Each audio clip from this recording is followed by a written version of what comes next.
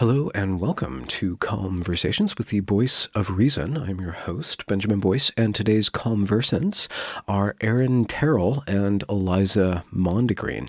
Terrell is the co-host of Transparency, which is a podcast by trans people for trans people, and Erin is also a member of Gender Dysphoria Alliance, which is advocating for transgender evidence-based healthcare. Eliza Mondegreen is also a writer who's been studying the transgender phenomena from a very heavily researched position and point of view. And in this conversation, we talk about Erin's visit to the National Transgender Health Summit earlier in May, and Eliza Mondegreen's visit to the EPATH conference, which is the European Professional Association for Transgender Health.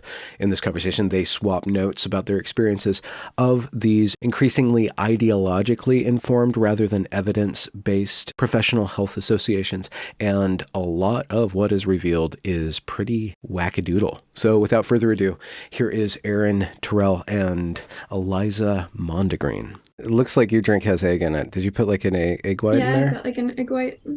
Wow. Do you have a gin and tonic? I do. Okay, great. Oh, geez. Okay. Cheers. There we go.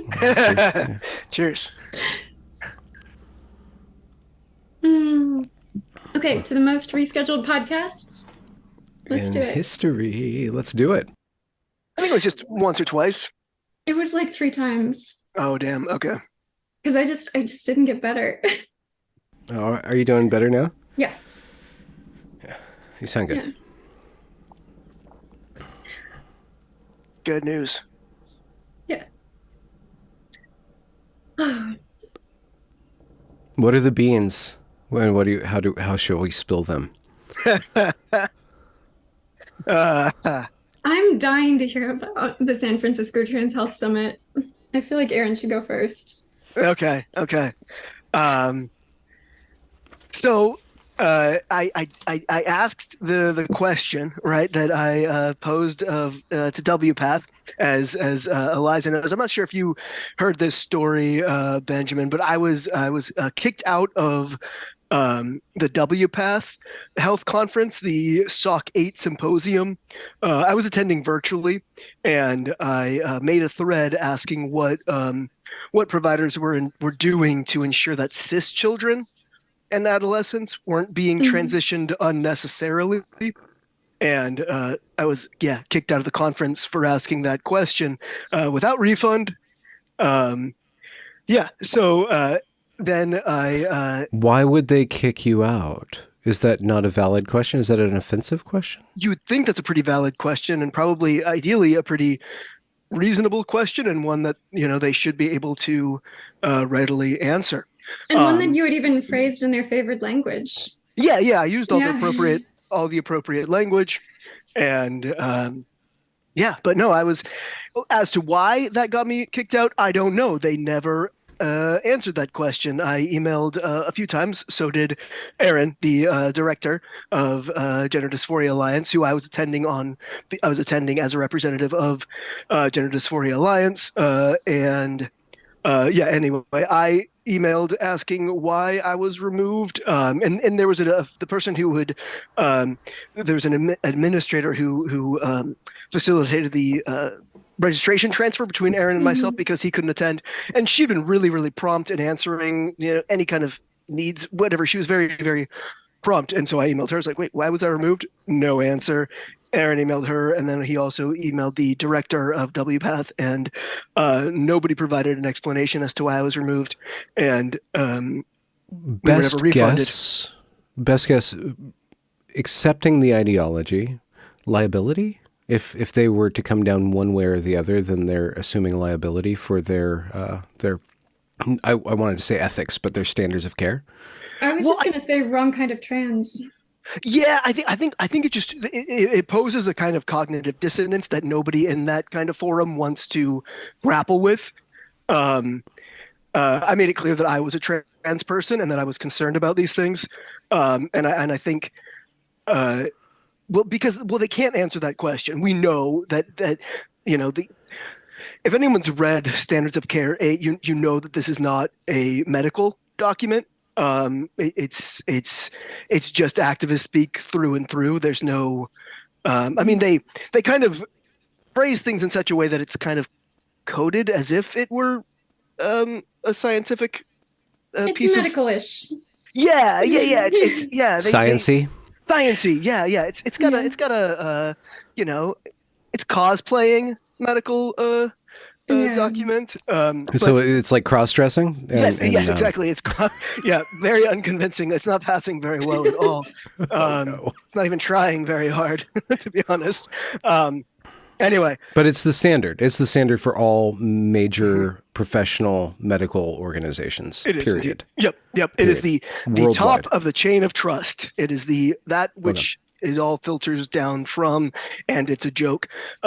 But anyway, so I was only attending virtually, right? So it was very easy to remove me via clicks of buttons. And so I went to, recently, a couple weekends ago, I went to the San Francisco Trans Health Summit and thought we'd put a little experiment into action and see what would happen if I asked that question in person. So I did in a session that was being led by a task force from the American Psychological Association, the APA, who are writing a new, they were revising the guidelines for psychologists who are treating transgender patients. And so I thought, well, here, I went with the intention of asking the question in the first place in person. And then going through the agenda, I was like, okay, this is kind of the perfect setting. And so, so I did get to ask that question in person. Anyway, we can talk about that. We can talk about a variety of different sessions I went to therein. But yeah, but what happens? We are talking about that. But before we get to that compelling moment, just tell us what it was like to be there. Like, what was the conference like? What was the like just the vibe of the conference and your own your own feelings about being there and stuff like that. I mean, Put us in there. It was. So yeah, we're in San Francisco at the Hyatt in one of the Hyatts, Hyatt Regency, I think, in San Francisco. It was very. I don't know. I guess most of the people there looked like they were trans themselves of some description. I can't say for sure if that's the. I mean, maybe not most. I don't know. But a lot of the people did look like they were, yeah, I guess I don't know how to put this other than it was more trans than I expected it to be as far as the people in attendance. I was nervous kind of going into it because I thought because it was very much a medical conference, and so even registering and whatnot, I was kind of concerned because I don't have any clinical credentials to be there, and I was worried that I would be ousted as that transphobe from the podcast or whatever. But so that didn't happen. So But anyway, there was a lot of people in there who I thought were just there as like trans members of the community, but then they would chime up in different sessions and whatnot and say like talking about their patients or this, it was very clear that they were health professionals as well. So as well as being what was trans. Were they having fun? Was it serious? Like what was the attitude? It was it was celebratory. It was very. It was very kind of. There was a breakfast prayer where we gave thanks to the ancestors because everybody has ancestors. So that's some. Okay. Yeah. It was very. Yeah. There was a very religious kind of. It was like very revival-y. Very. But it wasn't.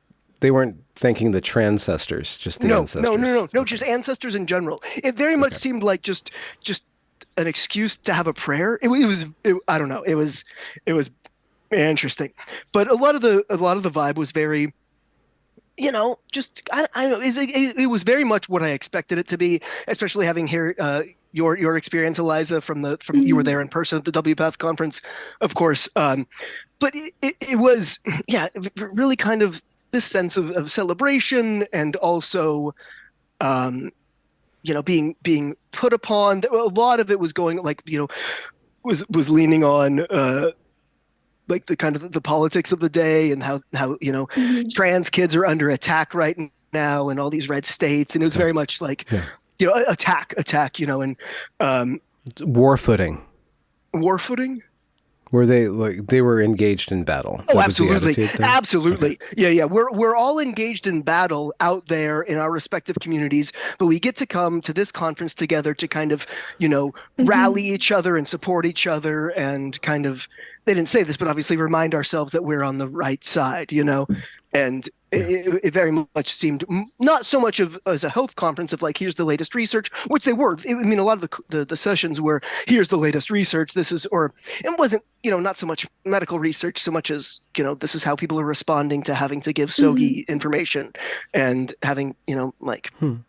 how do we make, you know, um, Chinese communities tell us their pronouns when there's no actual, gendered pronouns in, Okay. anyway, it was like, to a lot of it seemed like it had some sort of, Workshoppy. yeah. But the Okay. general theme was, um, yeah, rah And trans. was there a central document like WPATH last year that Eliza went to? Like they were unveiling a document. Was there a stated purpose, or was it kind of just a meet and greet, and then like different conferences to share information, share battle strategies and stuff like that, and network? Yeah, exactly. That Okay. that was the gist of it. There wasn't any sort of a central theme other than I think it was like resilience or something like that was the theme, Okay. but it wasn't. Okay. There was not a specific medical theme or a medical purpose other than networking and um, yeah. I mean, it's annual, so it's Okay. it's not like it was out of the blue sort of thing. Okay. It is annual. And how many people? That's an odd thing to ask. Maybe like a couple hundred people. Was it? No, few hundred. I would probably say pushing 1,000. I'm not a great Okay. judge of numbers, but I know on the Okay. virtual platform was at least like 900 and some on like you could look on the online guest Screen, yeah. attendees, and this was an only in-person one, so there wasn't like a virtual element to it.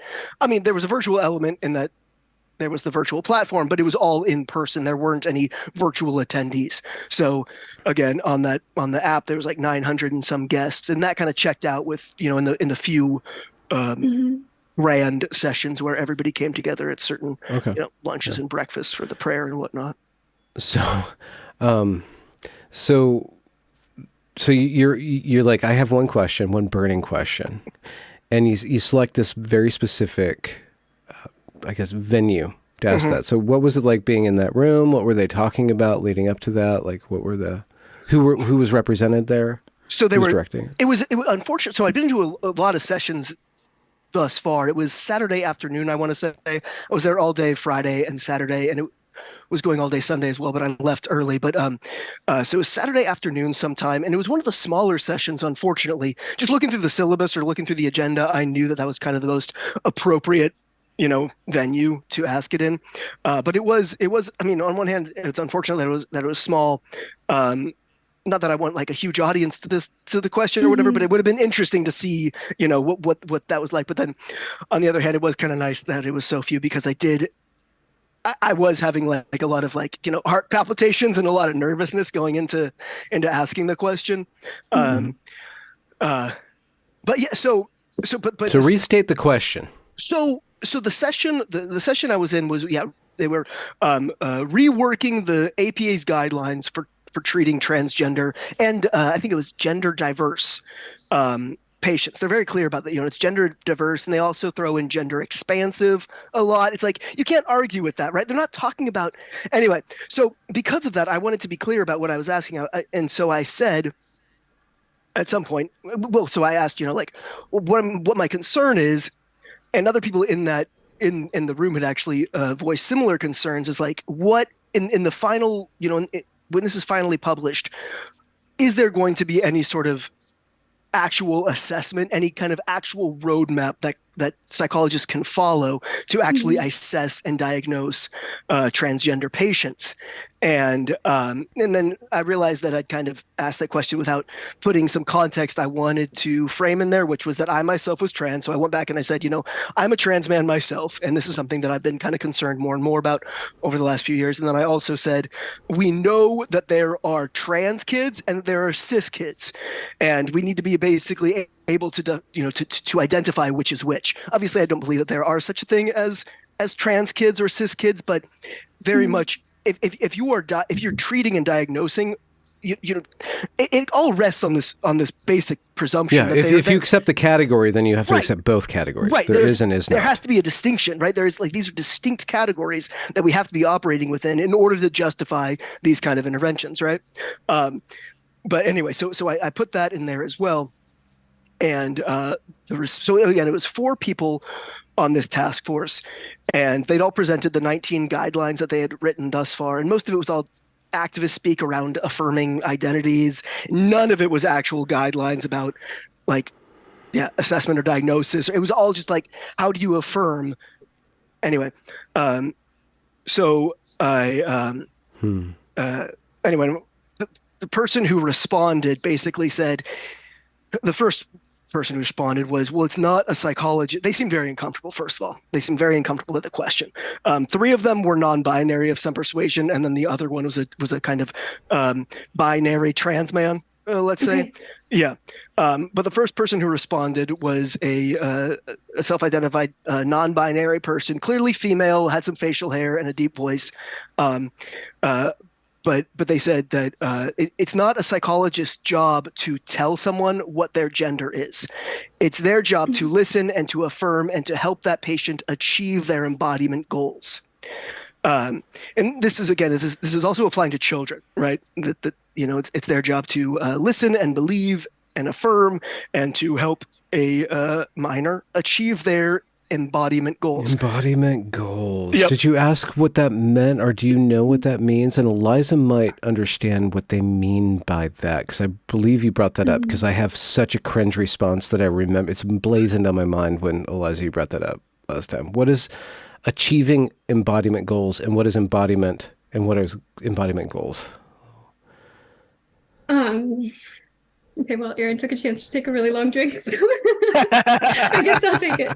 Yeah, so this is something that I looked into it. It has a fairly recent pedigree, and it definitely showed up at the WPATH conference.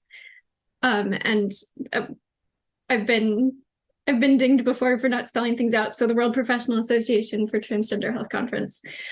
And basically the idea is that there's a shift away from a focus on identity as kind of the subject of diagnosis or evaluation in kind of a gender clinic encounter. And that instead, the clinician is supposed to focus on what the patient, like what hormones and surgeries they want. So how does the patient want to present their gender? How does the patient want to appear to the rest of the world? And that is the focus of that like clinical encounter. Okay. As opposed to any evaluation of like, would this help, or why do you feel this way, or... Okay. And so this is specifically, Erin's in a psychological. Yeah. This is they're dealing with the psyche. It's talk therapy. And rather than deferring to identity, questioning identity, it's all about affirming not just identity, but embodiment goals. So embodiment goals is inherently, explicitly medicalization and intervention. It's manipulating the physical form to present some way. So it's cosmetic. It's inherently cosmetic. It's interesting that you frame it that way, because I almost hear it like they're actually relinquishing a lot of responsibility. It's like a way to, that if you're helping somebody achieve their embodiment goals, there's no kind of like defining, is this person like... Why? Right, exactly. It's like whatever somebody wants to. It's like, okay, why do I want to wear a red shirt? Who cares? That's why I want to wear a red shirt, And so it's like, how do I help Erin get a red shirt? Like it's very, like it's just really removing any sort of, any sort of clinical guard, any responsibility on the provider's end is my, totally. Yeah. To be really explicit. What we're talking about is something with the material cost of a diamond or a diamond necklace. It's not just like, it costs a lot more to buy a diamond necklace than a red shirt. It costs a lot more to embody a female form as a male. Yeah. Like this is really expensive. Yeah. I just want to turn up that metaphor. Like this is like, Yeah. And I think Erin is totally right to draw attention to that, like shifting of responsibility, because the clinician really does just become the facilitator who enables the realization of the patient's goals. And especially at WPATH, there was a lot of acknowledgement, like embodiment goals was a way to deal with the possibility of what we might call regret or detransition Yeah. or medical harm, where it would be like, embodiment goals, you can ask a patient what their goals are right now, Mhm. and that's what you have to go on. And embodiment goals can change over time, and that's not a Mhm. problem. Mhm. Excellent. Yeah. And that came up. So they answered my question. It took a long time to answer the question. It was very winding how they responded. Oh yeah, let's keep on going. Let's keep on going. That we'll Oh. come back to embodiment goals. Like let's just go through, and we're gonna. I'm sorry to like really just drill down into the language. It's really important to do, and it's also really fun and interesting. Yeah, no. So that was one answer. We'll get back to embodiment goals. I promise. And they go on like basically there was a lot of weaving. Most of it was just kind of what you'd expect, kind of TRA speak essentially. They were so pussyfooting on steroids. Entirely, yes. Yeah. So it was yeah. So it's not a provider's job to. Oh, and then that's another thing is they kept weaving in between. Are they coming at this from? Are they speaking in the perspective of the psychologist or the person giving guidelines to prospective psychologists, or are they speaking as the patient? Because these people are activists. I think so. So as in part of answering this question, they start going is like, you can't tell me what my gender is. I can only tell you what my gender is, and you believe me. You believe me when I tell you what my gender is. And this is the representative of the APA answering as an author of these guidelines, but really as an activist, as an activist and as a patient, yeah. And then they also went back to ultimately say that they are a retransitioner. So this person transitioned, detransitioned, and then retransitioned. And so I think that also informs a lot of what you were saying, Eliza, about the what are we actually diagnosing? What are we actually treating? What is this embodiment? Like, how do we deal with regret? Who takes responsibility for that regret? Like, it's all so, it's just an entire mess. But that's one of the respondents, one of the, again, task force authors there. Another one who was like the binary, let's say, trans man, responded saying that, and we've got all this recorded. Somebody I attended recorded the entire thing, and we are going to be releasing kind of not only audio, but kind of commentary on the audio on future transparency episodes. And I want to especially kind of transcribe those 19 working guidelines so that people can actually read them and think about them for themselves, because it's fascinating. But one of the responders, again, like kind of binary trans man, was saying that when we talk about regret, and obviously this is all in the news lately and whatnot, but when we talk about regret, you don't hear this kind of talk in relation to other medical interventions. We only talk about regret and harm and basically, I can't remember exactly how they phrase this, but in the context of trans care. And he essentially called me a transphobe. He said, like, the only reason that you would be that people are concerned like this, or that you would phrase the question that way, is on the assumption that being cis is better than being trans. And that's rooted in fear of transness and therefore transphobia. So I guess, technically speaking, there's no outpatient surveys for the regret of having a heart splint or a double bypass in your heart. People, I guess, like the medical community doesn't care about regret if they fixed your heart, right? So, why is it this one medical procedure that regret falls down to? Because like nobody regrets getting their leg reset when it's broken, right? I mean, what does that say about the question or the framing? Like, what else would they be thinking of? Like, what other procedure? They usually reference knee replacements. What? Yeah, so I was going to ask you if they did, because I don't think they brought it up specifically, but I kind of knew. Like, I've just heard it all, so many times. But okay, why knee replacements? I think because do people have regret about that? Eliza, you might know better, but I think it's because people can be functional with their original, fucked up knee, and then they go in and get it replaced. And sometimes, basically, it's not worth the pain and agony of the recovery. And I think that's why they default to the. Yeah, but that's just kind of. Yeah. So is it fair to say that knee replacement is one area of medical intervention where we do see regret appearing in similar I think it falls into that proportion. strange, like kind of semi-elective territory, and that there are some questions about the efficacy of the main, I don't know if it's knee replacement or knee. There's some questions about the efficacy of the surgery to improve it, or whether other things could have improved just as well. So it's in this kind of weird category, rather than like, we stopped you from having a heart attack. Right. Cured your cancer. Yeah. And also, the association, though, it just makes no sense whatsoever. It's like such a forced comparison. It's like we're talking about insecure teenagers. I don't know. Right. And failing boomers who are crumbling. Right. Yeah. So, but Eliza, yeah. So Eliza, you bring up something important. So there's an elective aspect to knee surgery and to this transition interventions, right? I guess that's being acknowledged on some level, right? Okay. Which the gender clinicians would probably deny if it were made explicit. Because it's not elective, it's life-saving. Right. Yeah. But there's still an insecurity. So these questions, Aaron, your question elicits an insecurity. Oh, yeah, big time. Okay. Yeah. And another response was that kind of expecting psychologists to be able to determine if somebody is trans or not is basically expecting them to have like godlike omnipotence in order to see into somebody's, inner self in a way no one really can. So basically, why would we try? Because, it's, you can't expect somebody to know that about somebody else. Therefore, you just believe them. But they'll sign off on something that they don't know. So they can't be certain, but they should be certain. Yeah.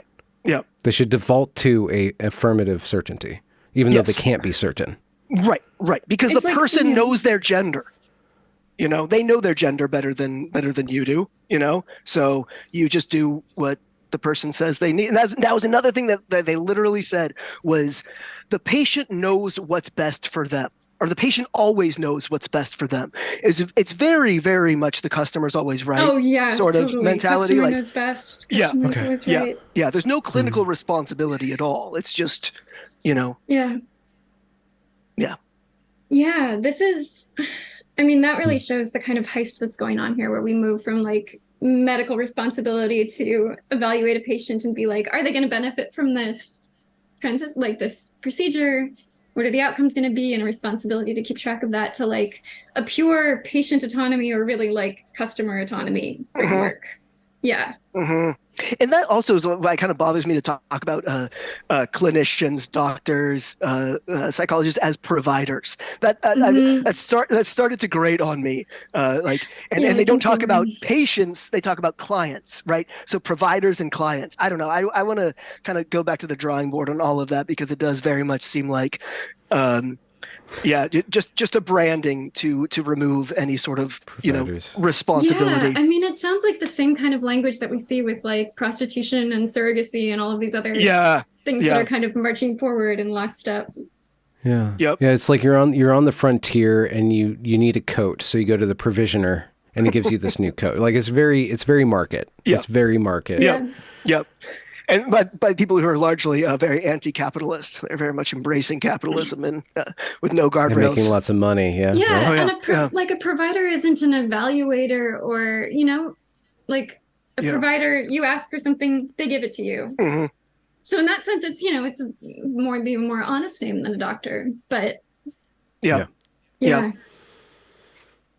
And just one more thing on this, and you guys might want to might have to dig in further, but when you're talking about evaluating, it used to be the case that with evaluations, when they were really honest, what they were evaluating for was the ability to consent, right? Cognitive ability to consent to these interventions. Mm-hmm. But what I learned at this latest Trans Health Summit is that that denying gender affirming care on the basis of, and I quote, intellectual disability is discrimination. Mm-hmm. So this is a new shocking frontier. I realized is that yeah, that they want to do away with yeah. It used to be just a case of making sure somebody is cognitively competent to consent. Not that you're actually diagnosing any mental health disorder or anything. You're just confirming that they're mentally able to consent to the interventions. And now they're wiping that away. It's like to have to evaluate somebody to be mentally competent is discriminating on the basis of intellectual disability. Is the new. So it's ableist. It's absolutely ableist. Yeah. So this was totally part of WPATH also, and it was part of the Standards of Care 8 that, like, it was celebrated at WPATH that they rolled back the reasonably well-controlled standard for mental health. We had Dan Karazic at WPATH talking about how ideally patients wouldn't be actively psychotic, but they can consent to like stool softeners. No, seriously. Sorry. No, I'm serious. He totally said that. Like, it's that ridiculous. But, and there's just, it's like at some point, gender medicine just became this like faith challenge where it was like the more kind of like impossible the patient and the more other clinicians would like balk at, you know, putting them forward for surgeries and hormones, like you can demonstrate even greater faith as a clinician if you like go for it. You just believe the patient. So they've abdicated responsibility from themselves. And now with this mental health or like this assessment with cognitive ability, they're abdicating responsibility from the patient too. So nobody is responsible. Well, the patient is responsible. Well, but they're not cognitively able to be responsible. Dan Karazic. Or is that, am I getting it wrong? So they are completely responsible even if they're not able. So responsibilitism or ableist, responsibilitist doesn't. It's coming. Right? It's tricky, right, Aaron? It's like, what exactly? It's like, it's more like you're not competent to assess whether your patient can consent and what their gender goals are rooted in than it is like, okay, the patient isn't able and isn't responsible. It's more like you shouldn't gatekeep any patients. And what I really wanted to hear more, Aaron, you were talking about a session also with Dan Karazic and Diane Aronsoft where they were talking about severely autistic, like nonverbal kids. Yeah, that's. Oh, no. Okay. Set it up for me in the audience. Yeah, so this was Friday afternoon. Shortly after I got there. And so, we have Dan Karazic, who I later learned was the lead author of WPATH Standards of Care 8 mental health chapter. So he's a lead author of the mental health chapter. And he was giving this presentation on co-occurring mental health issues and gender diversity. And again, this is always in the context of minors. If it's an adult, who cares? You just give them what they want. But the only when we're talking about assessment and consent and everything, it's only in the context of children, is what I learned over the actually kind of reflecting and re-listening to the audio. It's like this is always about children and not we're not even consent. Talking about children. So they suppose that children can give consent or can't give consent? Oh, absolutely. But we have to talk about, in this case, nonverbal, severely autistic children. How do we extract consent? How do we extract consent? They didn't say extract consent, but essentially, yeah. It's like but they did say nonverbal, severely autistic children. They were basically saying, who would be putting those children in a gender clinic? This is also my question. That's because a great question. In a lot of the anecdotes, he was specifically and explicitly talking about how do you basically circumvent the parent who doesn't want the child to transition? How do you reinterpret these nonverbal cues the parent is interpreting as not to do with gender, but Dan and every other, gifted trans psychologist know is about gender and this child's gender diversity. So they are God when they are transitioning people. Yeah, it always changes based is based on the circumstances. So they'll say, like, when critiquing any concept of rapid onset gender dysphoria, because that's always, it's told from the perspective of the parent's interpretation of their child's history and behavior and whatnot. And it's like, that's obviously bullshit because the parent doesn't know shit. They're just transphobic. And, so like you have to talk to the actual trans child. But sometimes in the context of an autistic, nonverbal child, and if the parent is supportive of transition, then the parent absolutely knows best. Nobody knows this patient better than the parent, who's with them all the time. Right. If the parent is affirming, then the parent knows best. But how are the gender specialist doctors, transitioning medical professionals, getting their hands on nonverbal autistic children? How do they end up with these patients? That I don't know. Who refers them? That's a very good question. I should have. I'm curious how that happened, because we were in a situation. I think could these be a case of the parent? This child has somehow expressed, picked up a doll and carried it around for 2 hours.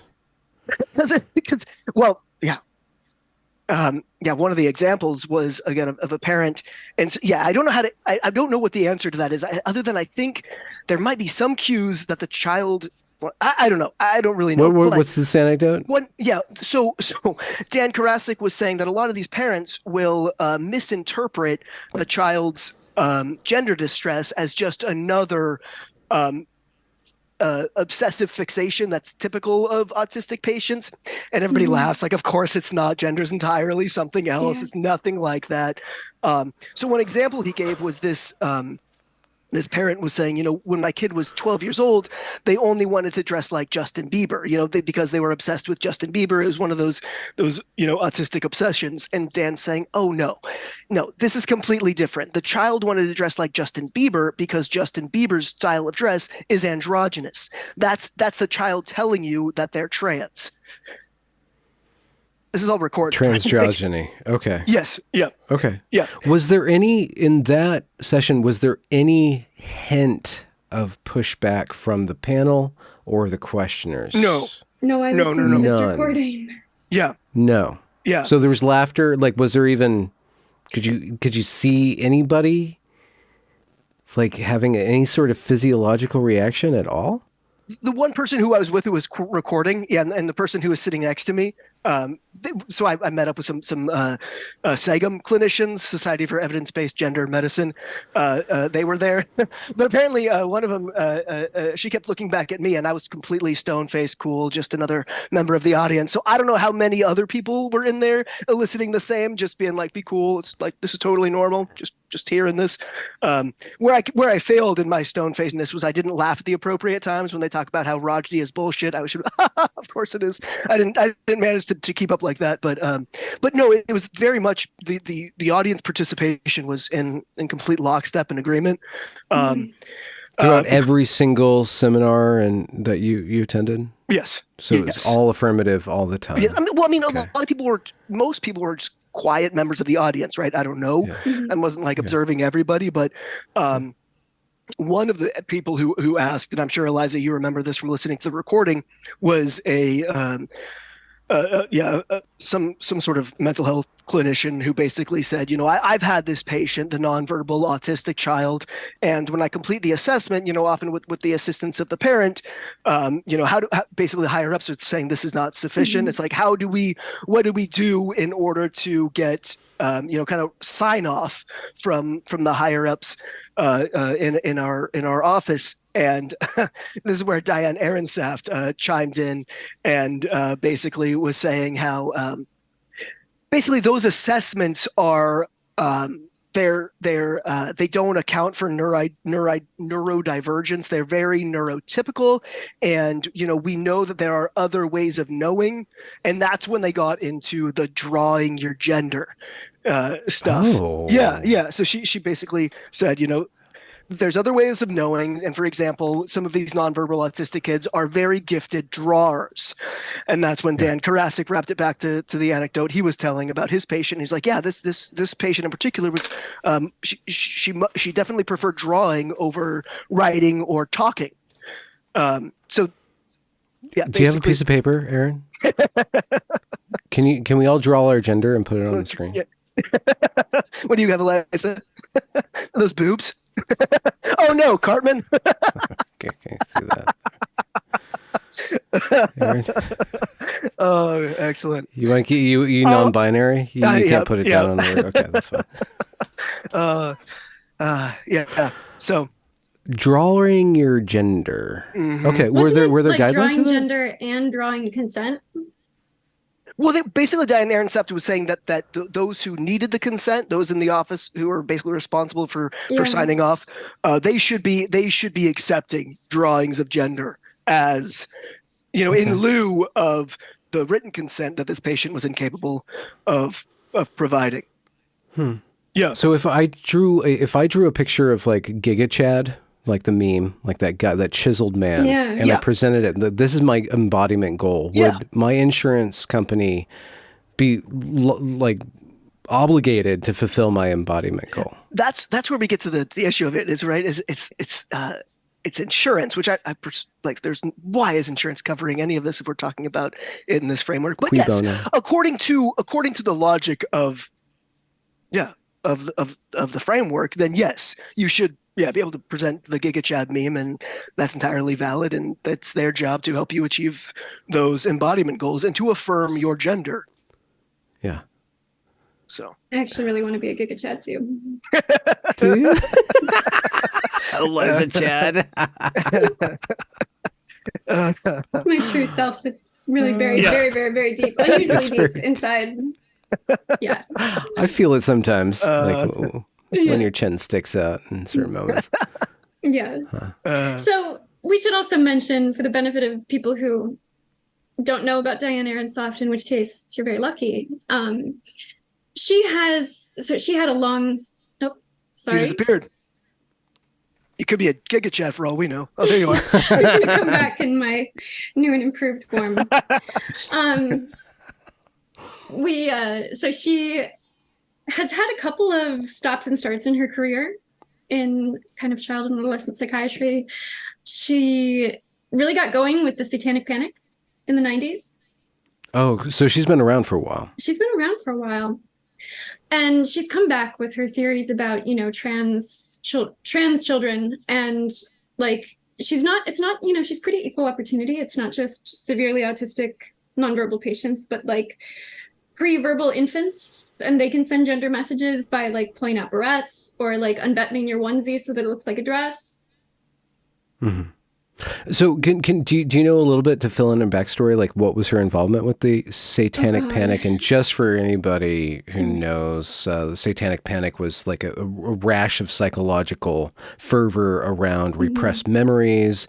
A bunch of kids were being abducted, and that bled into multiple personality disorder. That was a fad as well. So she was kind of related to that, or involved in that, or had a practice. She was definitely part of the very irresponsible hype around. I think she was with the Presidio, for the preschool in the Presidio in San Francisco, and of course there was never the least bit of evidence found for these kinds of accusations. But back in the 80s and 90s, she was involved in something having to do with children, and now she's back again. Probably 15 years ago she emerged. Yeah, she's around back children. Yeah.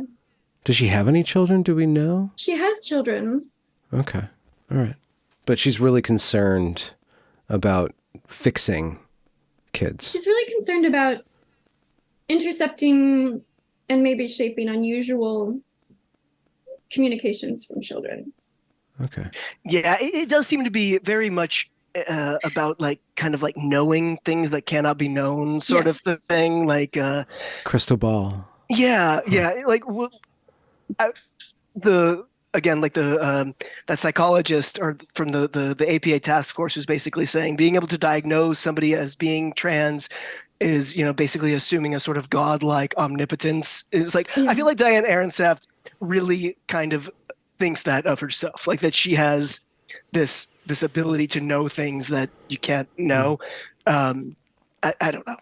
Paired with absolutely zero common sense. Like, no, yeah. It's really quite the entire So every session seemed to be just kind of layered with one contradiction after another. Like there was no logical consistency to any of it, as you can imagine. I mean, you So how did it make sense then? Through stories and anecdotes and assertions? Like how do you make something so contradictory cohere? no, they don't make it cohere. It's like it changes every. The faith is supposed to fill in the gaps, Benjamin. Exactly. The faith fills in all the gaps.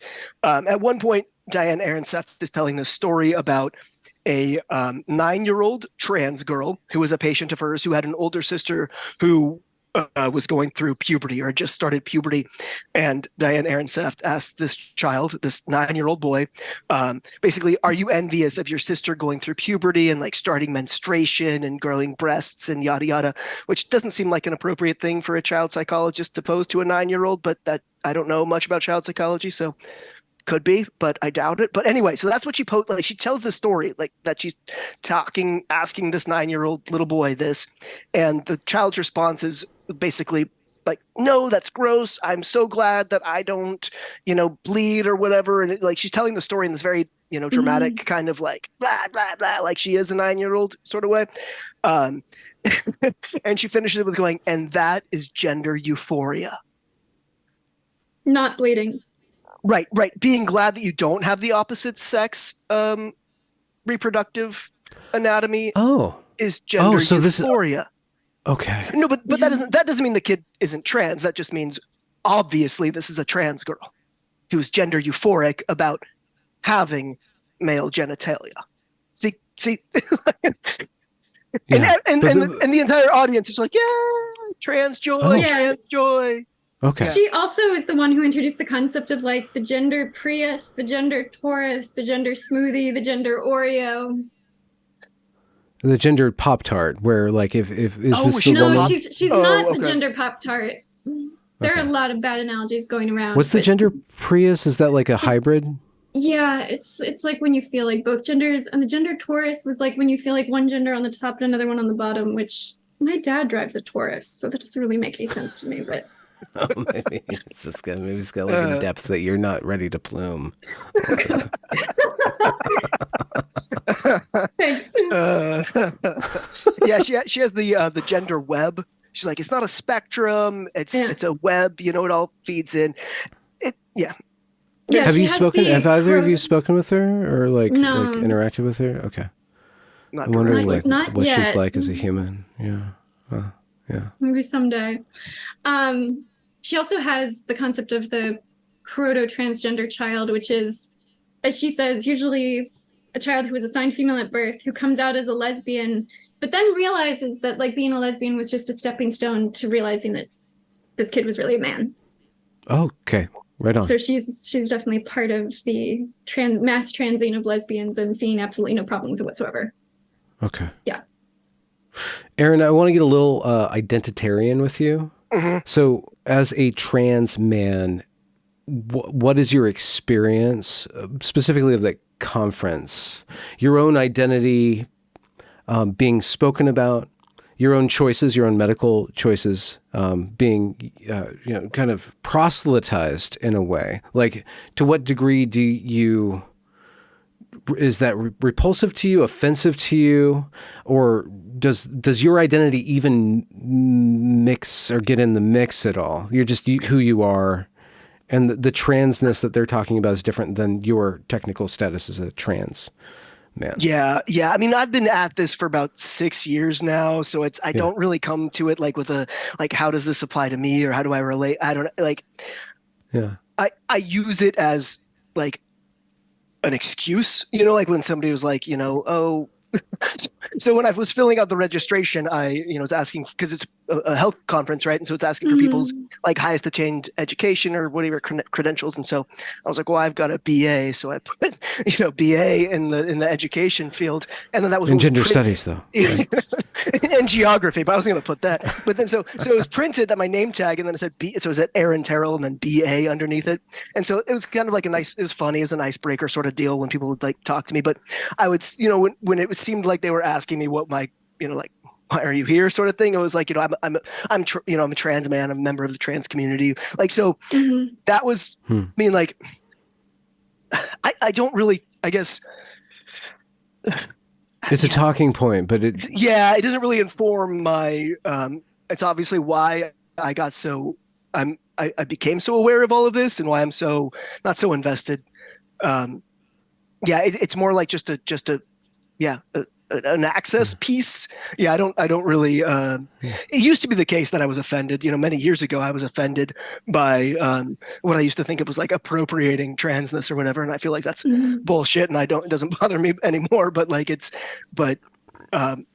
don't really think of it in those terms, I guess. Is your identity at all political at this point? I mean, you're doing political work within trans politics, but is your identity yourself like tied up in that, or has it kind of like over the years have it changed and kind of settled into you are you and this is this?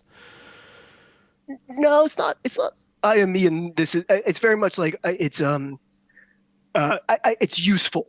Like I feel like I can do and say the things that I'm doing and saying because I'm trans in a lot of ways. Yeah, but are you learning anything about yourself by interacting with trans politics as a trans man?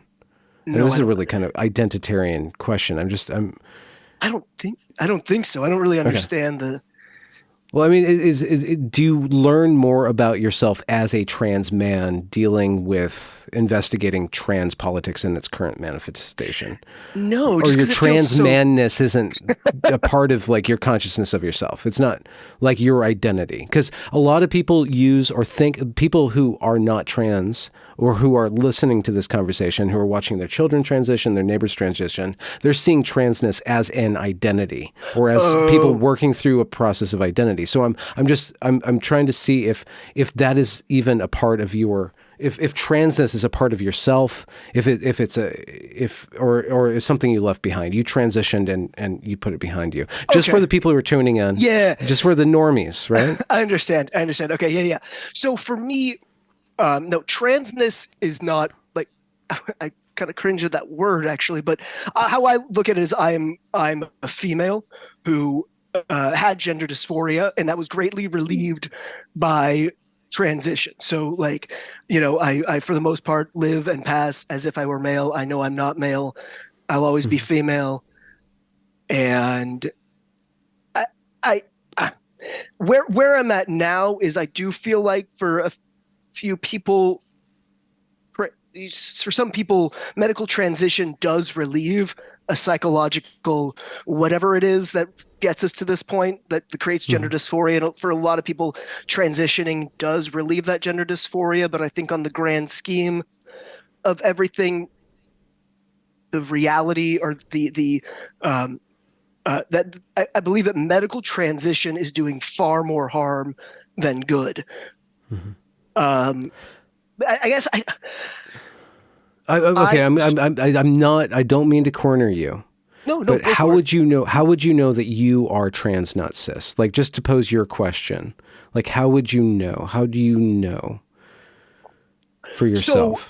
So I wouldn't know that for myself. Like, in the way that I phrase that question is like, we know there are cis people and there are trans people. I don't believe that's true, and I wouldn't know that for myself. I know that I am trans because I'm female and you transitioned. And I transitioned, right? And so it's like, for me, trans is a choice that I made. Trans is a choice that some people make, but I don't think that there was anything that there's any actual like internal essence that separates a trans person from a cis person. I don't believe that there is such a thing.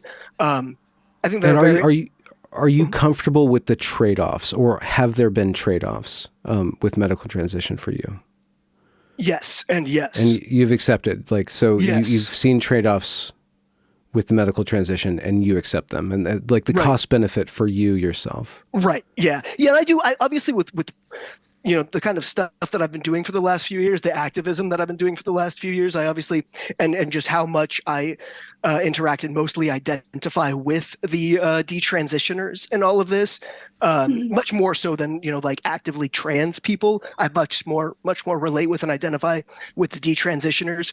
I would never, like, for me, transitioning has been a net benefit. I'm glad I did it. I don't foresee undoing it because oftentimes I think about it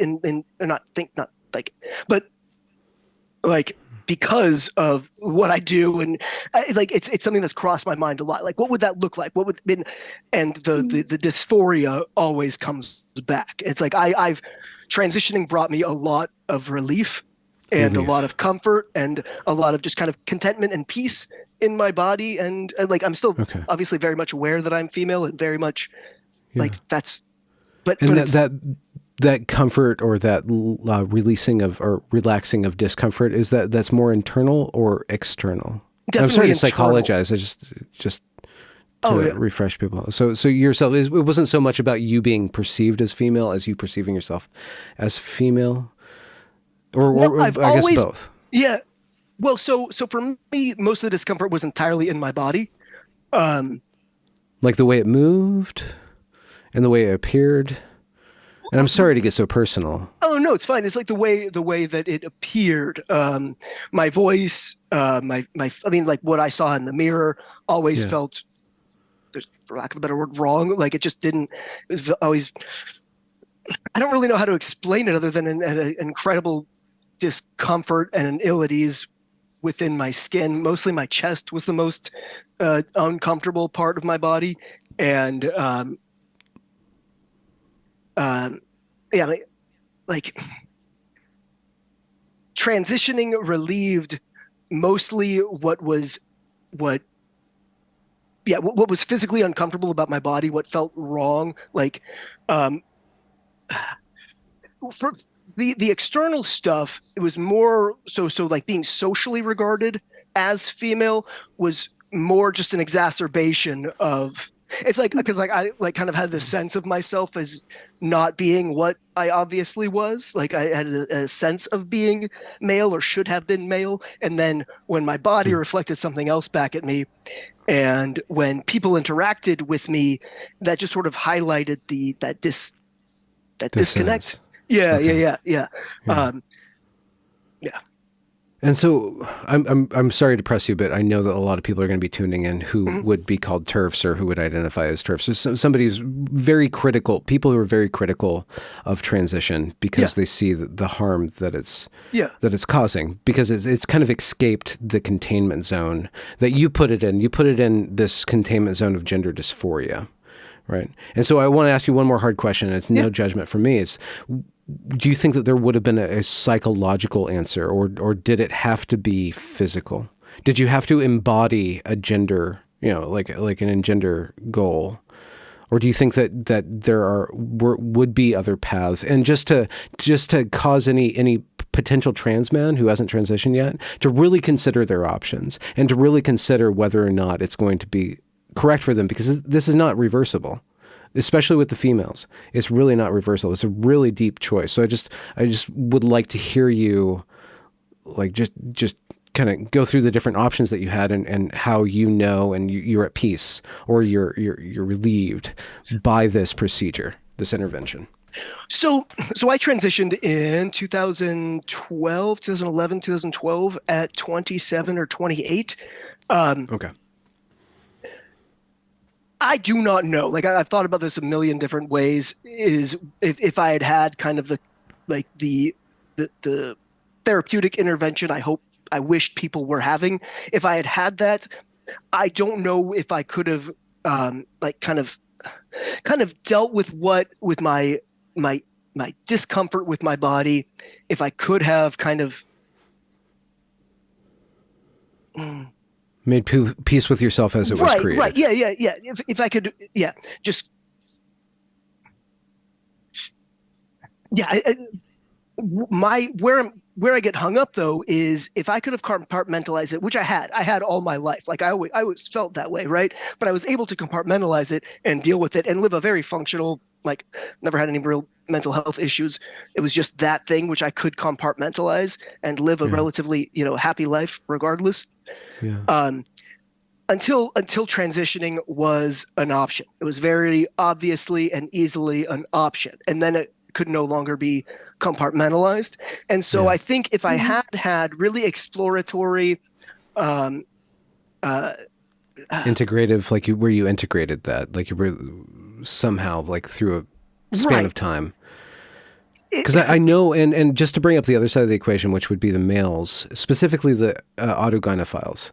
Like I know that, and I've spoken with autogynephiles who are self-ascribed, who have a very strong, like just sexual compulsion. And male sexuality is really intense. I'm just going to put that out in the open. It's not always pretty. It's not always great, but it's really intense. And when somebody has a sexuality that wants them to be a woman, like they can compartmentalize that. They can, and men can even get through that compartmentalizing, but it seems like everybody who manages that sexual orientation ends up containing it somehow. Like only expressing it in very specific terms. Females are different. It sounds like gender dysphoria is not the same. So it's kind of a black box. I don't know anybody who's really described it other than gender dysphoria. It doesn't seem like connected to sexuality or in an erotic way, in the same way that a male's the autogynephile part is male. So I just wanted to bring that up because the compartmentalization seems like to be a theme. And then transition allowed you to kind of take that out of the box and relieve this consistent pressure that was always kind of like you held it in the back of your mind, or it would take over your mind sometimes. Well, okay, so I don't know there is that kind of that.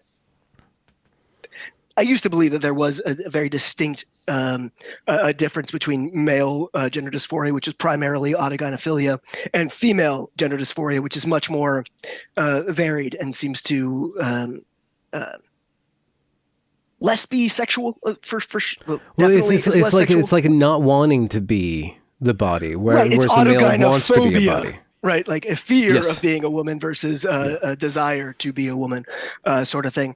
I've recently realized, and this is a whole other sidetrack, but you brought us on it, Benjamin. So take responsibility. And thank you, Eliza. Thank you, Aaron, for going here. I think this is really important. I think it's important to like bring the lived experience into the conversation to really fill out what we're looking at. What I think and where it's going wrong. Yeah, I think that there is a female equivalent of autogynephilia, but I think it's not as sexual, obviously, because female sexuality isn't as sexual, but or as overtly sexual. Well, yeah, it's less like right, and it seems more broad. That's that's there's a different vibe. Very much the best way to describe it. I would say one's much more sentimental and abstract, and the other one is much more targeted and compulsive. But no, what I've kind of recently kind of figured out is that I am autoandrophilic, and that's not going to be like a sexual. It's not going to look like sexuality. It never really felt like sexuality, other than an inability to distinguish between who I was attracted to and who I wanted to be. Yes. Right, and so it's not like I'm not turned on by the idea of having a male body, but I very much always felt like I needed to be that which I was attracted to.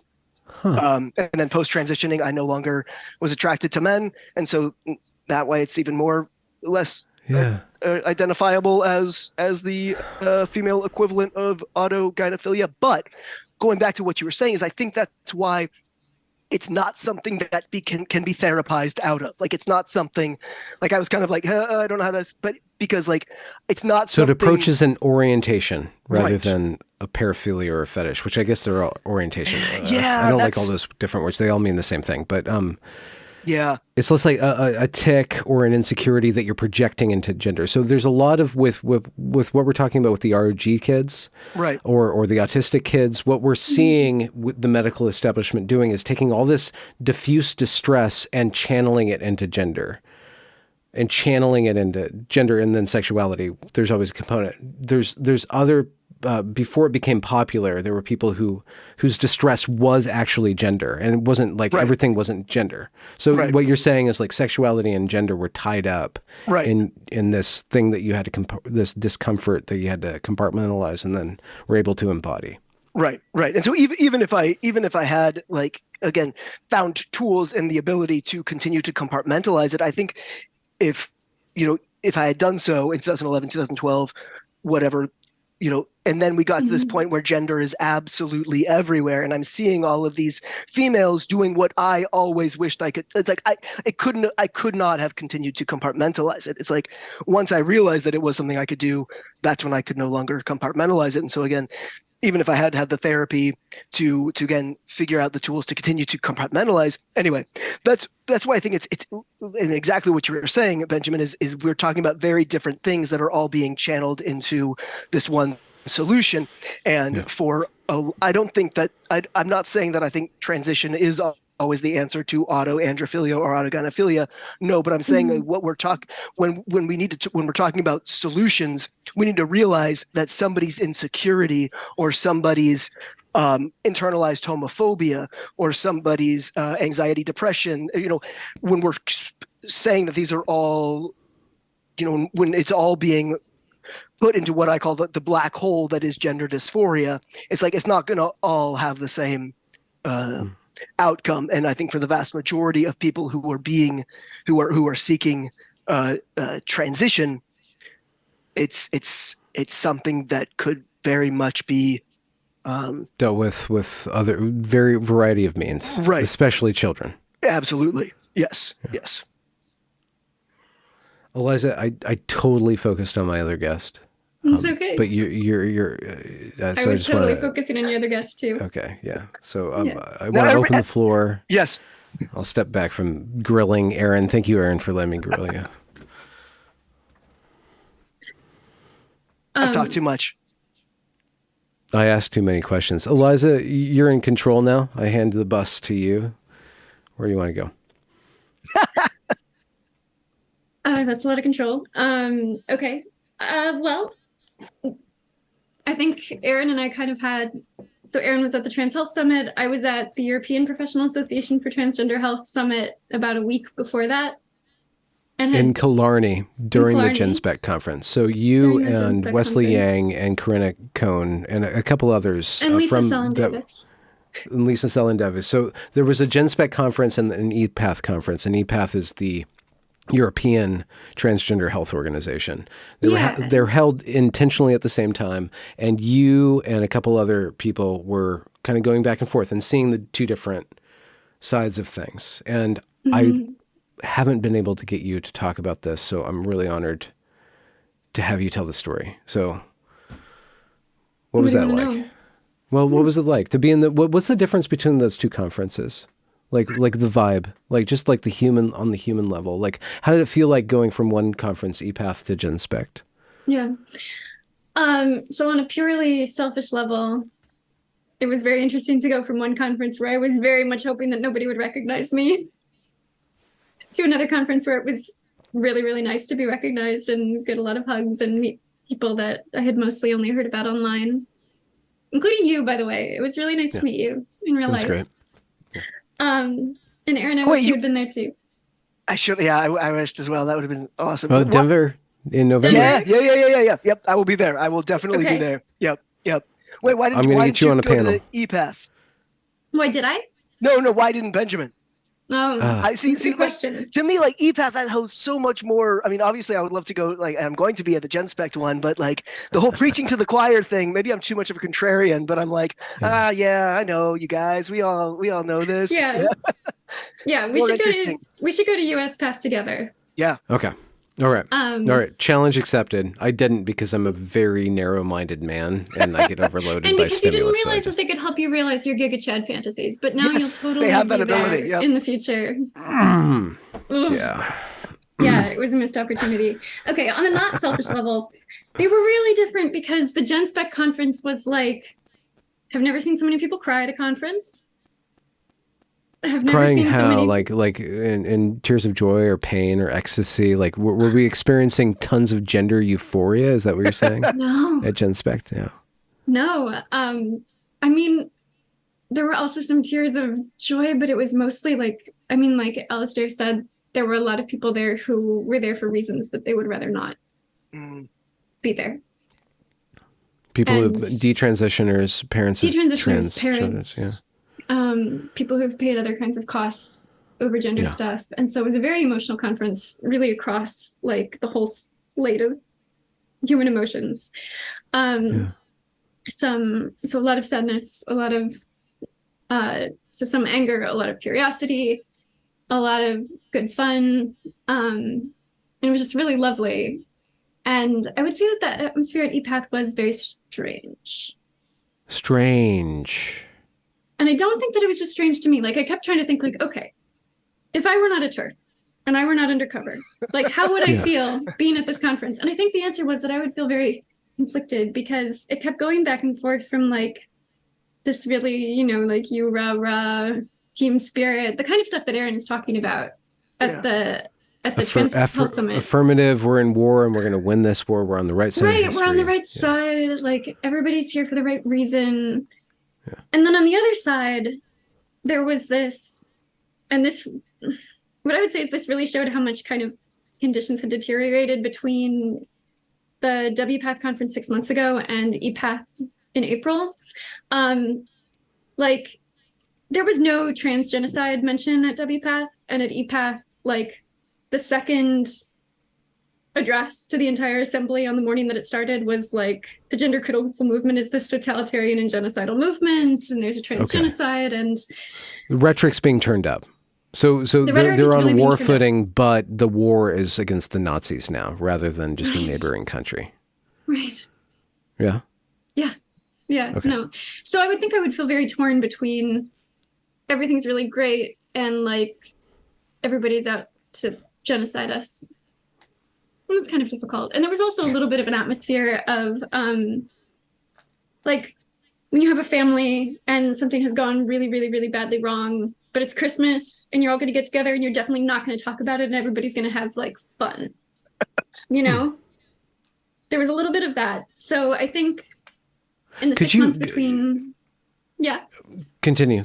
Oh, so the 6 months between those two conferences, like there has been a lot of press coverage across the West of gender, I suppose botulism. I hesitate to call it I hesitate to call it medicine, and yet I don't have like an easy shorthand that everybody understands. So we'll for the moment, gender medicine.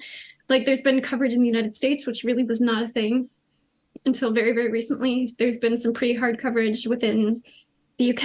1/5 of the EPATH attendees were from the Netherlands, which is like for the first time this year facing some serious pushback to, you know, the Dutch protocol that they inaugurated and that they spread around the world. And so it was like all of this stuff had happened. And of course it contributed to the way that people felt.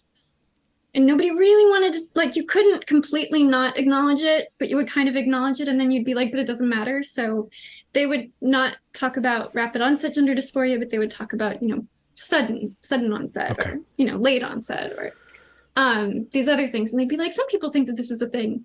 And it's like, and maybe there has been this demographic shift, but it doesn't matter. Like they're still trans and affirmation is still great. And yeah. And this is really important because,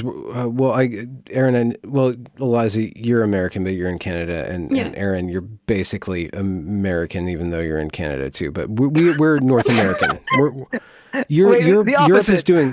Europe's going in a different direction. Like Europe has a different culture. Aaron, you're Canadian in America. No, I'm American in America, but just right on the border. Okay. Oh, I thought you were in BC. Okay. Everybody thinks I am because of Aaron K. He's Canadian. I'm American. Been here. I'm so sorry. Okay, well then we're all Americans. Kind of Canadian. I'm a few blocks from the border, so it checks out. Okay. Okay. All right. So we're American. Like there's just a cultural difference, and there's so I could see how Europeans would be a little bit more accepting of doubt than Americans. Americans are a little bit more evangelical. We're actually a lot more evangelical. We're a lot more Protestant. We're a lot more like very just zealots. We're zealots, and we don't see that as Americans. Yeah. Europe is a little different. So there's got to be a little bit more of a pushback or like an openness to pushback. Did you sense any difference, I guess, culturally between EPATH and WPATH, which is world, so but the main cultural difference, and it was not as great as I was expecting. WPATH was like very, like Aaron is describing, like very activist driven, even if a lot of those activists wear like white coats. And EPATH was much more committed to kind of putting on a very professional or, as Helen Joyce said, like putting on like a performance of like scienciness. Were they better at pulling that off? They were better. So other than the genocide speech, which was, kind of stepped in it. Yeah, they were better at pulling it off on the whole. Okay. All right. But it wasn't like, it was very interesting. So a lot of the conference was like addressed to the Gen Spec conference down the street. Oh. Which was like, so the Gen Spec conference was called A Bigger Picture or The Bigger Picture. And EPATH never said the word Gen Spec, but they kept saying, we see the bigger picture.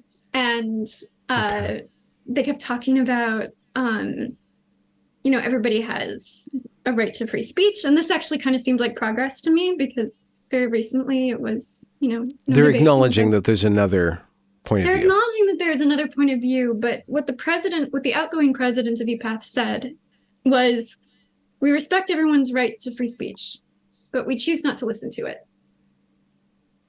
It's kind of a remarkable thing for someone who's the head of a professional association to say, especially when the speech that they're choosing not to listen to is like, hey, we have all this like mounting evidence of like Challenge. medical harm and regret. Want to look at it? And they're like, we choose not to listen to it. Okay. So that really was like the kind of the atmosphere of the talk. And they're acknowledging these other viewpoints, but at the same time, they're comparing them, the president compared them to flat earthers. And he was like, some people think that cancel culture is a thing, but geology departments just don't hire flat earthers. And it was like, okay. Okay. Yeah.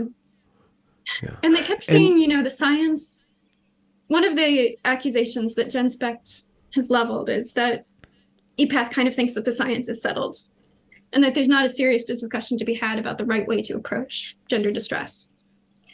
And this definitely touched a nerve because there was a lot of like, well, obviously we don't think the science is settled. Otherwise, why would we even have a conference? And why would we have, hundreds of abstracts submitted? And why would we even talk to each other if we didn't think, that there was science that was unsettled? But of course, what they think is unsettled is like, so phalloplasties, like 17 or 18? Good or great? Like, so they're still asking questions. They're still investigating. They're still in dialogue on some level.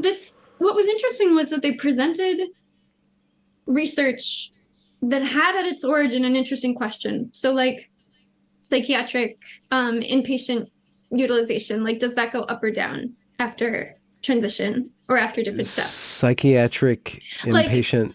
Like it's a big word. Sorry, I'm stupid. It's like if a patient needs to be taken inpatient at a hospital for psychiatric reasons. Yeah. So like they have a psychotic break or they have like a suicidal ideation or something like that requires them to be like hospitalized for psychiatric. Yeah. So there was a researcher who looked at whether this kind of like utilization of psychiatric services was positively or negatively affected by starting puberty blockers or cross-sex hormones. Unfortunately found that it was kind of negatively affected. So let's try to put this into like concrete terms. So they're trying to like do a study on a number of different individuals with certain sort of psychiatric proclivities and trying to parse the data whether puberty blockers forestalls a future admittance. It's more like they track a large group of patients, some who have a prior psychiatric hospitalization history and some of whom don't. And then they follow them, down the road as they go through transition and see, are they still using psychiatric services? Are they starting? Are they stopping? So I guess the question is whether transition helps mental health. Does it help other serious mental health challenges? Okay. To which the evidence was like, no. Or there were studies of, before a kid in the NHS started puberty blockers, I think puberty blockers or cross-sex hormones, but I'm not 100% sure if it was both. And then 6 months after they started, like, how were they doing on all of these different like mental health scales? And the answer was like worse. Okay. And so they would do research. And they'd look at that. An interesting question. They'd look at the negative. They'd look at the non-affirmative. Very negative findings. Okay. That suggest that something might be going wrong. But then the overall takeaways would still be like, oh, this is this really life-saving essential care. And there was a lot of like, as we know, like this is really essential care, even though the evidence is a little disappointing. Okay. So that was really interesting. So there's this refusal to like translate the evidence into like, maybe this says something bad about our care model. Okay. But they presented it. Yep. But the EPATH is presenting things, but in order to maintain its status as EPATH, it still has to be in line with WPATH and USPATH. So it still has to give lip service to the assumptions of the greater organizations. It wasn't lip service. It was like, there was a really interesting abstract that Corinna Cohn dug up, and it was literally about how there's this imperative to run ahead of the scientific evidence when it comes to gender transition, and that EPATH might feel really nervous about this because they want this, it was called cognitive legitimacy of having the scientific evidence back up what they're doing, but that just might not be available. So that really did sum up kind of this approach, which wasn't they want service. Evidence. They want evidence. Right now, but the in lack is of evidence, disappointing. Okay, all right. But that so doesn't keep on call anything it. into question. Okay. It's like in the future, the evidence will vindicate us, but it's it might be further down the road than we wanted. Okay. Yeah. Was there like an overarching sense of like I asked Aaron with the San Francisco conference, was were they going to publish something, produce something, or was it more a meet and greet and share, catch up? What was the purpose? A lot of that research will be published. Okay. Yeah. But I think, my sense is that they will be very careful not to conclude anything from discouraging evidence. But we know that Nordic countries and a few other countries in Europe are changing tact. Their national health organizations are changing tact on gender. What do they have to say about that? Not just Jen Speck down the street, but that, because the writing's on the wall in some respect. Did they look away from it in a noticeable way, or like justify it or confront that? They really talked about it as a challenge that needed to be overcome and not a direction of travel. Okay. So this was particularly obvious there were a lot of people there from the Gender Identity Development Services in the UK, which has faced like an inadequate service rating that is being, that is being disbanded and kind of, reorganized because it wasn't found to be safe for their patients. Yeah. Like, this was a pretty serious reckoning, but they didn't treat it like a reckoning. They treated it like we're under attack. Okay. But we'll push back, and like we're going to hang in there with through the reforms, and we'll reinstate the care model that we all know works. Like that was very much the atmosphere. Did you get a sense of their battle plan, like how they're going to go forth and challenge or change or adapt to their environment? The first thing that comes to mind is just there was a lot of talk about aligning with there was a lot of talk about like this global anti-gender movement that was also, of course, described as being racist and fascist and xenophobic and ableist and misogynist and homophobic and, all of these other things. And there was a lot of talk about aligning with other causes like racial justice and women's rights, ironically, and like all of these other causes to push back broadly. Okay, so they saw an intersectional playbook as their way out. Yeah, the intersectional playbook, like tying themselves to more popular causes and this like forced teaming where there really isn't like... It sounds like, do you remember Marcy Bowers? So she's the president of WPATH. She's the transitioner of Jazz Jennings. Yes, she's a brilliant, that too. big time gender,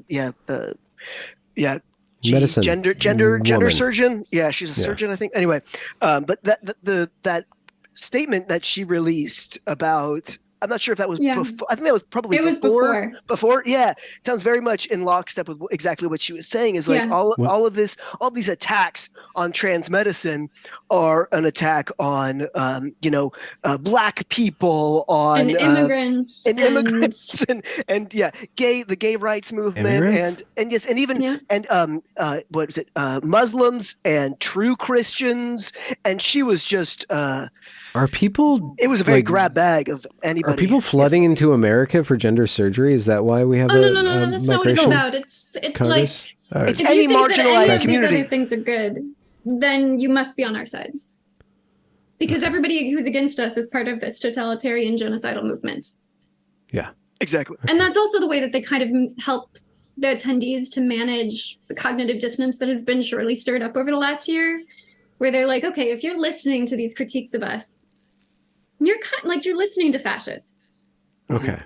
Yeah. Mm-hmm. And So, anytime that there's any sort of criticism of, or anytime people, like when I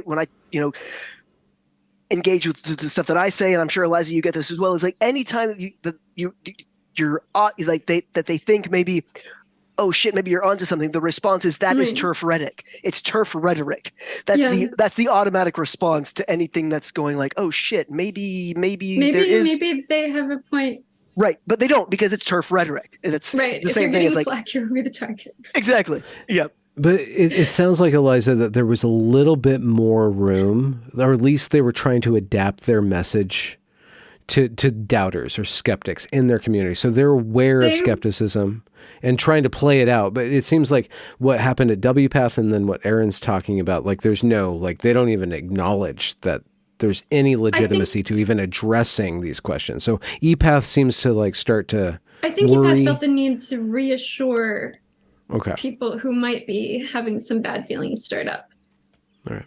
What was the particularly juicy thing, like up there with the psychosis apps that we talked about last time? Was there any? I mean, there was really nothing on that level. Really? So it was even toned down on that level. It had a much more convincing appearance of, being responsible and grown up. Okay. So what was really there? Just an appearance, but it was much better. Was there like something similar to what Erin was bringing about like screening? Like, did they talk about like how do we not trans people who aren't trans? And no, so they're not ready to make that distinction. No. And I mean, some of the things that I had noticed at WPATH had become much more entrenched by the time EPATH came around. So that would be something like, we were talking about the shift to embodiment goals. What I think is very related, which is the shift in focus from gender dysphoria to gender incongruence. And I have a theory about why they would want to shift that way, especially as the evidence starts to come in. Okay, so can you define those terms, like the difference between gender dysphoria and gender non-congruence? I mean, dysphoria is about distress. Like, it's about, you have these, the dizziness when you look in the mirror. Yeah, it's about like a negative mental health connected to gender. Gender incongruence is about my embodiment goals and the way that I look when I look in the mirror don't line up. Okay. So identifying different little problems and taking care of like my voice is too low. I want a little bit higher. And so this gives rooms for non-binary identities. It gives a lot of room for non-binary identities, and that's definitely part of it. I think it definitely has some kind of transhumanism on-ramp going on. But I think the main function that it serves is that if you can shift the focus from gender dysphoria to gender incongruence, you can minimize the bad mental health outcomes of transition. Because if I treat your gender dysphoria and you are still depressed and anxious and suicidal and being hospitalized for, psychiatric reasons, it sounds like what I did didn't work. But if I treat your gender incongruence and you're still depressed and anxious and suicidal and all of the other things, like, I wasn't treating that. I wasn't treating you on a mental health level. I was treating you on the level of, like, you had these embodiment goals. We realized them were good.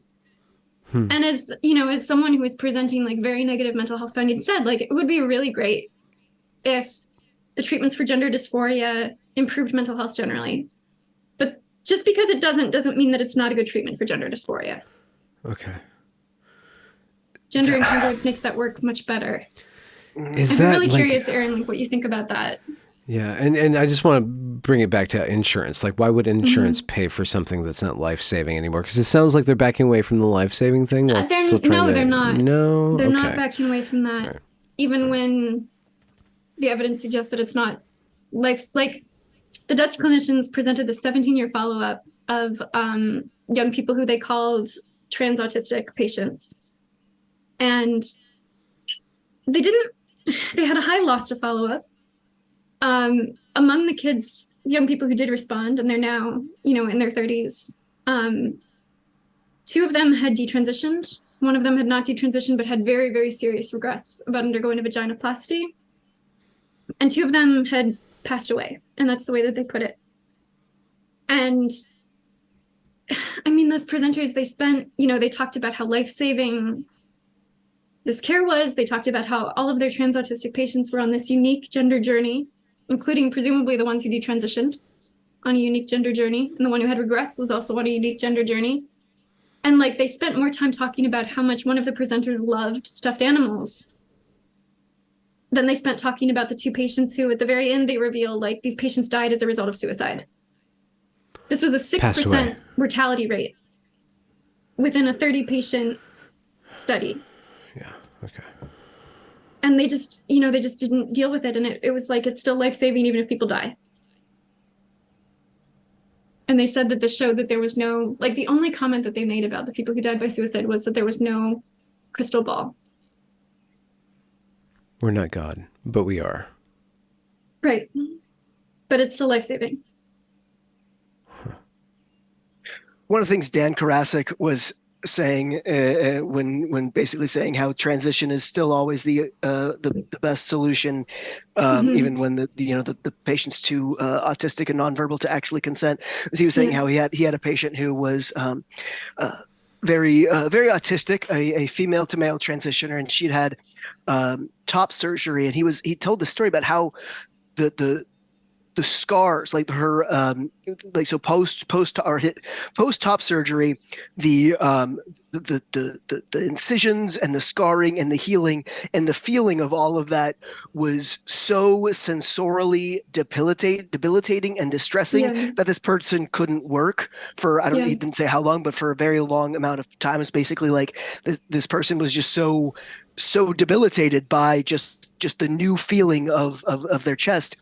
And he's telling the story, and then he's like, but they also had a great relief from gender dysphoria. And that was just how the story ended. There's no details as to how or why, or did they say this or what, like, how are you measuring one over the other? It was just like, that was just thrown on at the end to justify everything. It's like, why he went into all that detail, and then another one when they were talking about, again, the non-verbal male to female transitioner. This person couldn't actually say that they wanted to transition, but we do know that after she was given her hormones, she's very happy with the feminizing effects of estrogen, and if anything, wish she could have started sooner. That's how do we know that? We don't know. He just said that because that's what he's, that's what everybody wants. It's just like, regardless of what is actually the solution is, the answer is always transition is best. And it's like, even if the evidence directly contradicts that, it's like, we know that this is what's true. And so, eventually it'll show that. But until then, we have to accept that this is what this says, but we know that this is what's really. Yeah, it's like this great noble cause that's currently poorly served by the evidence, kind of failed by the evidence. Yeah, that's one way to put it. Wow. Yep. So I guess thinking forwardly, you're both documenting something that's happening right now and documenting it deeply. Is it too early to guess about solutions or outcomes for this? Like how? I'm sorry to bring this up. How do we win? Well, I thought you came back from Killarney with some theories about that. Who? Me? Yeah. I didn't go to Killarney.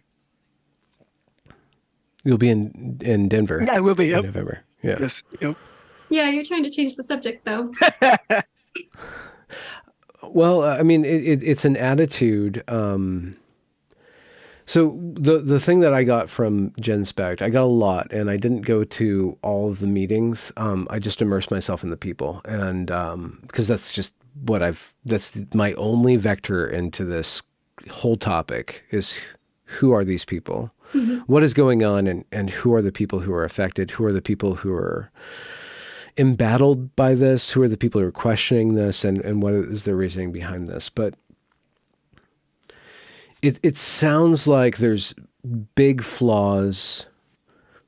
So it would be wrong of me in my position to say that I'm going to make a friend-enemy distinction, but I do think that there's something terribly amiss with this gender medicine, and there's a lot of harm going on, and the people who are perpetuating this harm have very big weaknesses. So the people who would forestall the harm or challenging harm need to act from a position of strength. They need to have their facts down. They need to be cooler, just be more human than the other side. Like just be better people. Not like more dope. I guess, yeah, dope. If we want to go back to Belle Biv DeVoe, Do Me Baby kind of era, if that's what you're evoking, Eliza. There's a certain level of confidence and community that GenSpect, the conference that GenSpect hosted, elicited. There's a feeling of camaraderie and of difficulty. There's a lot of difficulty. There's a lot of personalities in there. It was a very human event to me. So I don't understand, and I have not looked at these medical conferences that you guys have described, but they're always one step away from the human. They're always kind of Frankensteinian. They're always kind of abstracting the human, and there's this interventionist, there's this superhuman, transhuman kind of attitude that it's not good. It's not wholesome. And it leads to really bad things. And then they start to excuse themselves by just betraying logic, betraying consistency. So what I see is the step forward, like recognizing what it is to be a human being, recognizing what it is to be a man and a woman, and not maybe Matt Walsh had it in a very memeified fashion. What is a woman? But like, what is a human being? What is it to be a human? Like, why do I feel distress? Why do kids get swept up in these different fantasies about wanting to escape themselves, and just asking deep questions, and then just really listening and being really patient, being really reticent to intervene, to use our will or medicine to change nature.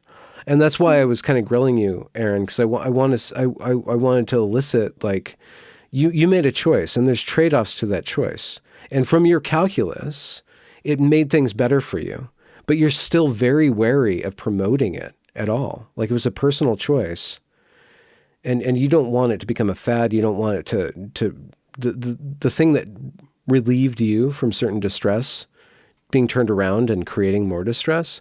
It's an abomination very quickly. Sort of wrapping that into your question is like, how does this end, or do we win? Is one thing that I became acutely aware of, and it was sort of a kind of a concern, a suspicion I've had for a long time, is that a lot of the people who are proponents of this are people who have already been harmed by it, and that became abundantly clear in the APA task force meeting. Is these were basically 3 young females. They seemed like they were probably in their mid-20s, early 30s, I'd say, tops, all transitioned to some extent, and were very clearly emotionally invested in the concept of transition, and we're now professionally invested in it. And I feel like that emotional and professional investment are extensions of one another. And I think it's all deeply rooted in a regret that they cannot face. And I think or not necessarily a regret, not necessarily a regret, but it is deeply rooted in some sort of motivation that they cannot face. And I think for a lot of people, it's going to be regret. And I think a lot of the people who are facilitating this and evangelizing it are either parents or so I don't think it's necessarily so much people who are. I think a lot of it is financial motivation, financial investment. But I think without the finances, it wouldn't run. Like this is really expensive stuff. Sure, yeah. But I mean, as far as the just the emotional the fuel Mm-hmm. I don't know how to say it other than like I feel like this is being propagated. At this point, I think it would have all crumbled down except for the fact that of the people who have already been harmed, who've already been swept up, who are already their bodies, their lives, their jobs, their families, their children, especially their children, are already victims of it. Yeah. And I think without that, it would have died a long time ago. But I think most of the gasoline is the victims at this point. Well, that and the political civil rights aspect of it, like what it's being promoted by the Democrat. Yeah. Well, yeah. I mean, everybody's clinging to that that false equation of a civil rights issue. Yeah. I think so. How do you confront people like that? How do you confront fallacy or phalloplasty for that matter? Huh? You don't. You don't. So you don't. You let it. So how to win is let it run its course and provide an alternative. Critique alternative. Yeah. You just crack and let holes. the sunk cost sink the people who can't get out of it themselves. I don't. Yeah. I mean, I don't know because I think Aaron's exactly right to say there are a lot of people for whom this has to be true because they sacrificed their health to it, their children to it, their patients to it, their reputation to it. Mm-hmm. Like for those people to change course, they would have to reckon with what they had actually done versus what they had hoped that they were doing. Mm-hmm. Because I don't think that most of these people are bad people. Right. And I don't think that most of these people are financially motivated, even though, of course, like with this much money, like some of these people are going to be financially motivated. But I think most people are motivated because they see it as a way to do good in the world, no matter how much they have to overlook or choose not to listen to in order to preserve that.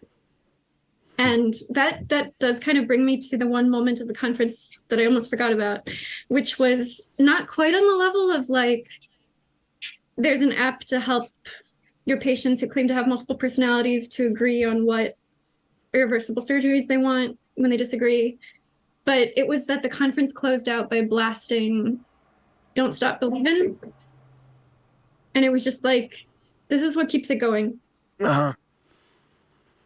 So I don't see that we're going to make too many converts.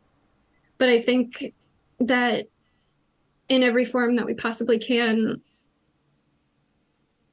it has to be like what they're doing has to be shown to be based on a belief that does not have a basis in reality, that is causing real world harm, and they have to be defeated in all of those forums.